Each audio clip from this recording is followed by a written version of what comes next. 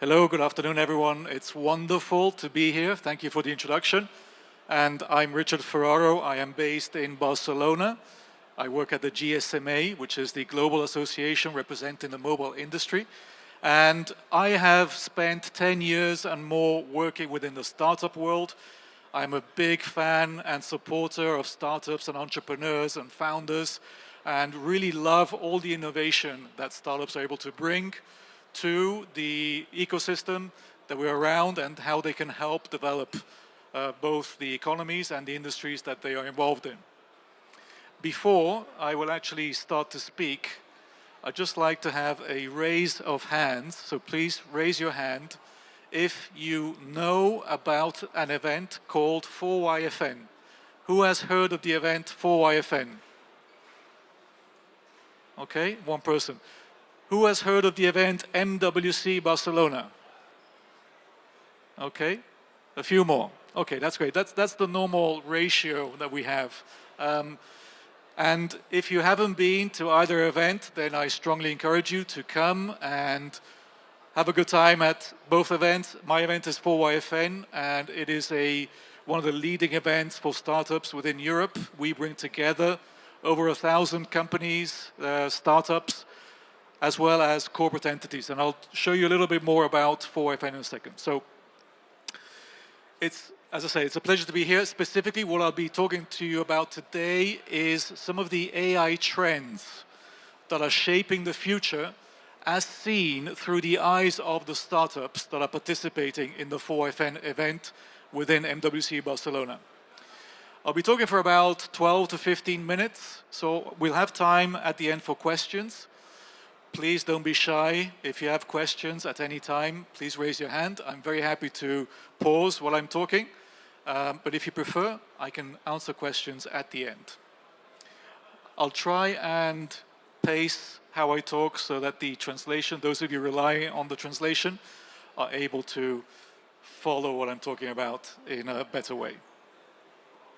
So, moving on. Oops. Moving on, I'd like to show you, first of all, a video that summarizes this year's edition of 4YFN in Barcelona. Can we play the audio? Thank you. If you have ideas and you have passion, come to 4 years from now.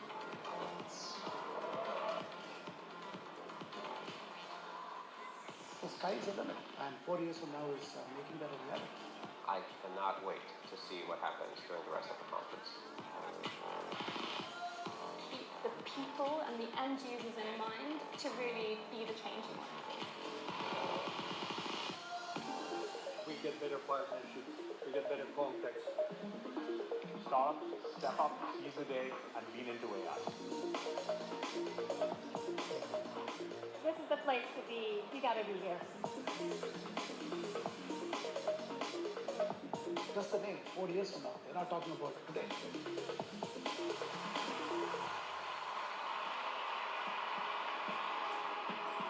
There's so much brilliant people in one place at one time.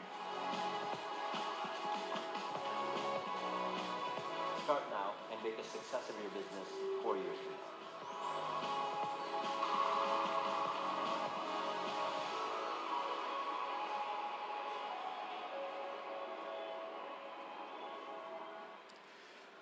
It's a very, very short view of the event for this year. And I encourage you to check out our YouTube channel. It shows more videos of some of the fantastic speakers we have. And as I mentioned, we are co-located with MWC Barcelona, which is the world's most influential tech event. So, exciting stuff in the video. Today, however, I'm going to give you an introduction to specifically what makes 4YFN special amongst all of the startup events. And also, what process we went through to collect the insights on AI from the startups at 4YFN.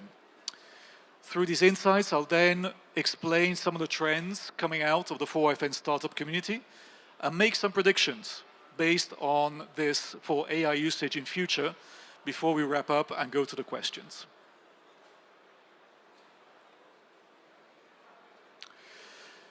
So you've seen the video. I've given you a little bit of a background to what 4FN is for those of you who haven't been there. This is also a different way to summarize what the event was like this year. We had over 1,000 exhibitors at the event. Most of those were startups.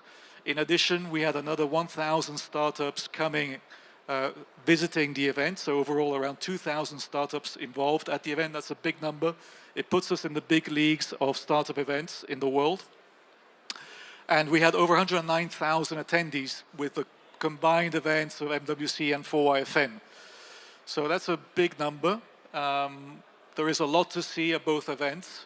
We occupy 2 halls after the 9 of MWC Barcelona, halls 8.0 and 8.1. And we have great representation from Korea. We have KT, SKT, Kita, of course, organizer of Next Rise, and several other entities are also present at the event. We have a significant investor community representing over 60 billion euros of investable funds. These are investors from VCs, business angels, corporate venture funds, and they are specifically coming to 4FN to seek out the new startups that are innovating and are seeking funding, particularly if they are in the early stages of their startup journey and need to have raise a financing round, which is pre-Series A. We have a lot of activity specifically designed for startups. 4 years from now, we organize startup pitching. This is where we put startups in front of an investor audience so they can interact directly with investors, hopefully raise their interest and obtain investment. We organize startup mentoring. We seek out experts in specific areas that can help guide startup founders and help them along the journey to success in the future. And we organize networking activities, both formal and informal. This puts our startup founders in touch with all of the elements of the innovation ecosystem that can help them, whether it's public entities, whether it's corporations, whether it's universities, whether it's investors. And we do this continuously throughout the 4 days of 4 years from now.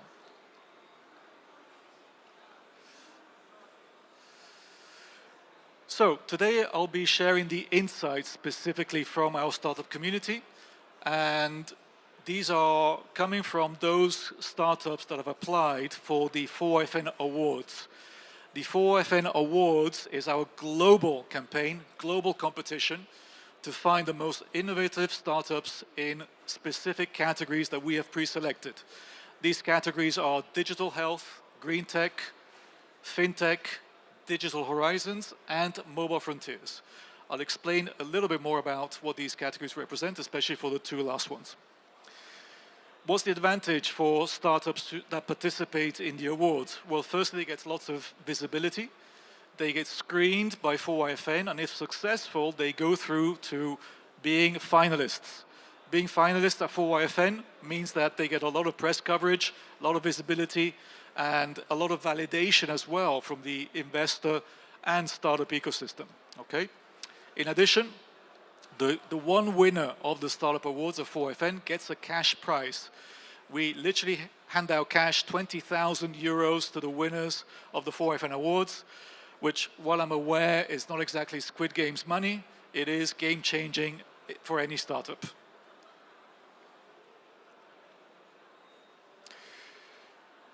The objectives of the awards and the 4FN is actually to foster collaboration, to make sure startups can work with industry leaders together in order to innovate.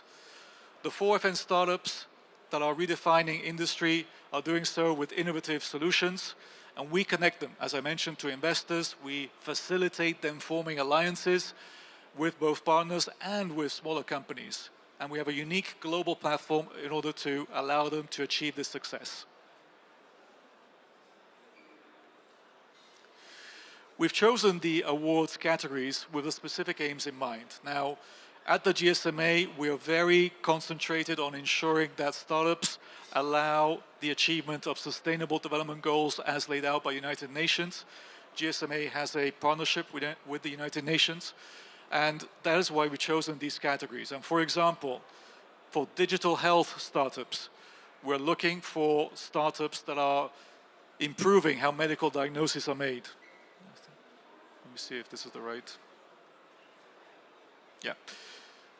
For digital startups, we're looking for startups that are improving how medical diagnoses are made and how treatment is delivered and diagnostics made accessible. For green tech, it's all about optimizing energy usage. Within fintech, we're really looking for solutions that are democratizing finance. What do I mean by that? It means that we want the unbankable to be able to have access to banking, to be able to receive money for their salary, for their work, through applications that maybe normally they don't have access to. In Mobile Frontiers, this really calls to the GSMA legacy, and it's about innovation with mobile technology, while the last category, Digital Horizons, is all about exploring tech in areas that we are only just beginning to understand or to apply technology to efficiently.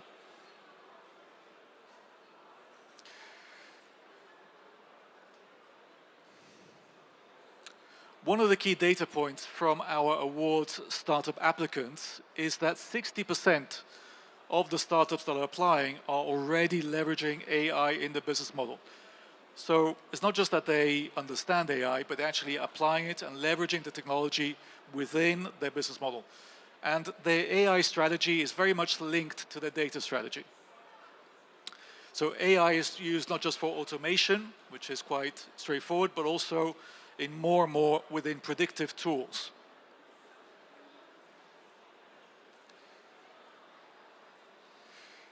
There are 10 key trends which our awards community is predicting that are currently shaping industries. The standout trend, and I'll show all 10, the first 5 here, the standout trend is generative AI. And it's really difficult today to find an industry or a person that isn't already exploring the application of this new tool, especially in creative industries. And by the way, the slide that you saw before was generated by ChatGPT. The other significant trend here is also linked to sustainability, where AI applications are optimizing energy usage. This is really core to what we're trying to do with the climate tech program that we have at 4YFN, very focused on the sustainability issue. The next 5 trends are very interesting because here we're looking at how AI is redefining industries or issues that are not necessarily tech related, such as education or poverty control. Now, ethics and AI have been interlinked for a very long period. And there have been many philosophical debates around how AI should be applied, if at all, to specific contexts. However, today, regulation is finally beginning to catch up with the technology of AI. And we're going to see a lot of application of how to use AI linked to the deployment of ethics.